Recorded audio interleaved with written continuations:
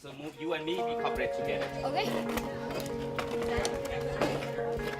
After building 28 wheelchairs the day before, our group put on the finishing touches before meeting the recipients.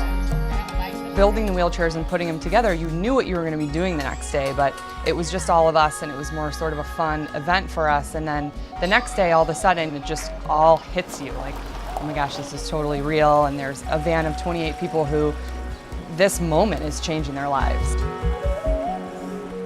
In Cambodia, there are few resources for the disabled, so many are confined to lives in bed with little or no mobility. Building a wheelchair was a very tangible way for us to contribute. I think when it was time for the children and the young adults and the adults to come and get their wheelchairs, I think none of us were quite prepared for what we were going to see, what we were going to encounter.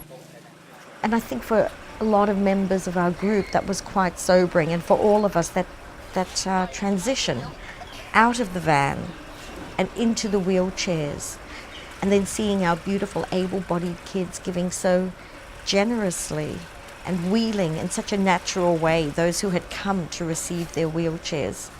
I think that was one of those truly humbling moments that we are encountering and feeling the whole time that we are here.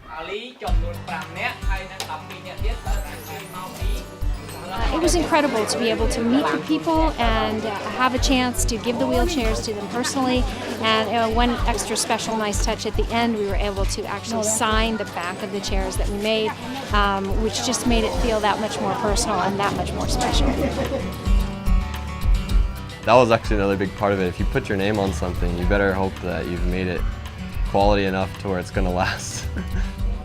One of the things that I always keep in the back of my mind, or doing any sort of volunteer work, is looking at the tangible benefit that you get from it, and whether it's actually doing more good or more harm, right? And so for the limited amount of time we have, that we can make a difference, even if it's very short.